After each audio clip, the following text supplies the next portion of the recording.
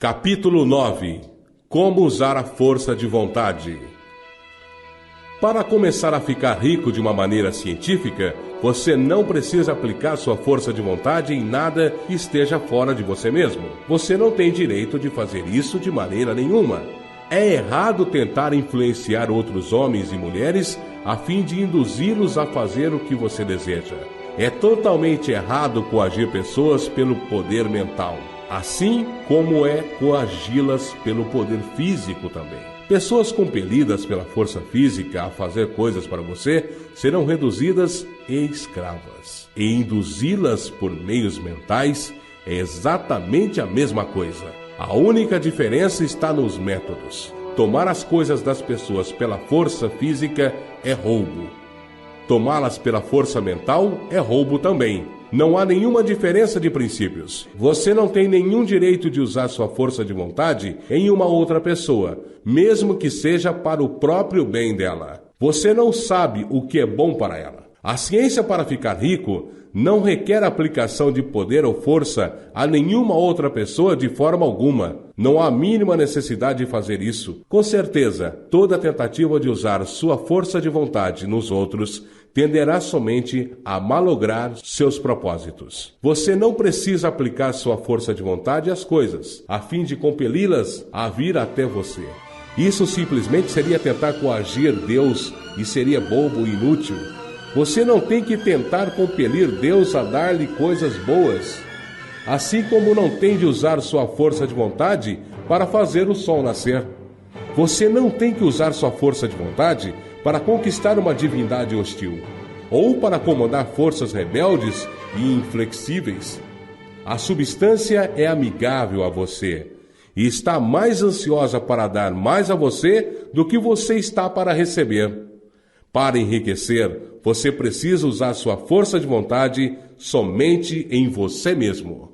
Quando você sabe o que pensar e fazer, você deve usar sua força de vontade para compelir-se a pensar e fazer as coisas certas.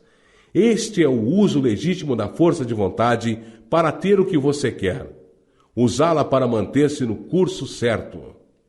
Use sua força de vontade para manter-se pensando e agindo de uma maneira correta e adequada.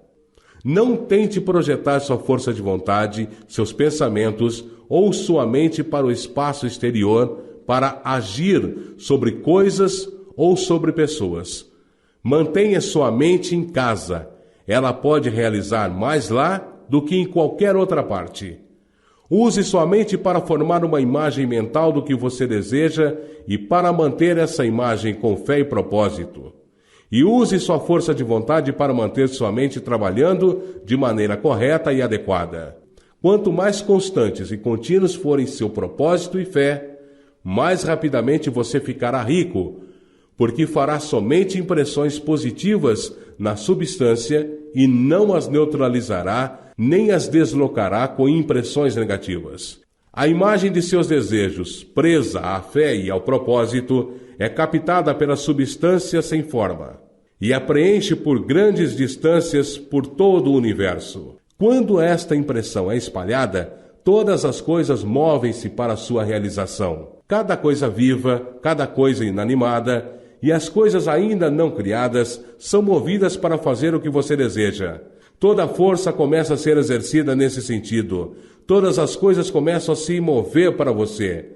As mentes das pessoas em toda parte são influenciadas para fazer coisas necessárias a cumprir seus desejos, trabalhando para você inconscientemente. Mas você pode estragar tudo colocando uma impressão negativa na substância amorfa. Dúvida ou descrença certamente desencadeará um movimento contrário a você. Da mesma maneira que a fé e propósito devem começar um movimento em direção a você. É a falta de compreensão disto que faz a maioria das pessoas falharem. Cada hora ou momento que você perde atendendo-se às dúvidas e medos, cada hora que você gasta na preocupação, cada hora em que sua alma é tomada pela descrença, firma-se uma corrente contra você em todo o domínio da substância inteligente. Todas as promessas estão naqueles que acreditam, e tão somente neles. Já que acreditar é tão importante, cabe a você vigiar seus pensamentos, Como sua opinião será formada em grande parte por coisas que você observa e pensa, é importante que você vigie com cuidado onde vai colocar sua atenção. E aqui a vontade incide na prática, porque é por sua vontade que você determina em que coisas deve prestar atenção. Você não deve observar a pobreza. As coisas não se formam pensando-se em seus opostos. Não se pode alcançar a saúde estudando ou pensando na doença. A retidão não pode ser promovida estudando ou pensando em pecado. E ninguém enriquece estudando e pensando na pobreza. A medicina, como a ciência da doença, aumentou a doença. A religião, como a ciência do pecado, promoveu o pecado. E a economia, porque é um estudo da pobreza, encherá o mundo com a miséria e necessidade. Não fale sobre a pobreza, não investigue ou relacione-se com ela. Nunca se preocupe com suas causas. Você não tem nada com isso. O que diz respeito a você é a cura. Procure não perder seu tempo nas chamadas campanhas de caridade ou trabalhos de caridade. Na sua maioria, a caridade tende somente a perpetuar a miséria que tenta erradicar. Eu não digo que você deva ser desumano e cruel e se recuse a ouvir o grito da miséria. Mas você não deve tentar erradicar a pobreza com as formas convencionais. Coloque a pobreza longe de você e ponha tudo que lhe é pertinente longe de você e faça o melhor. Fique rico.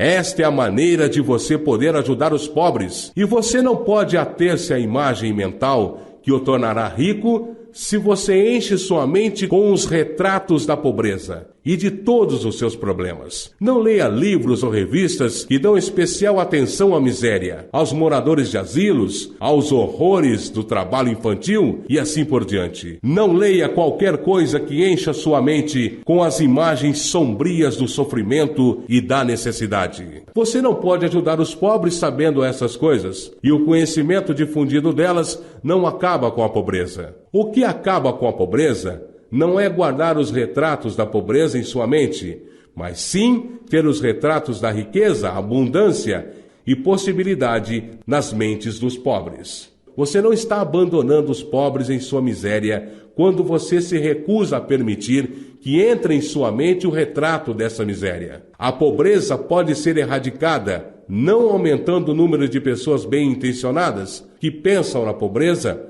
mas aumentando o número de pessoas pobres que se propõem com a fé ficar ricos. Os pobres não necessitam de caridade, necessitam de inspiração.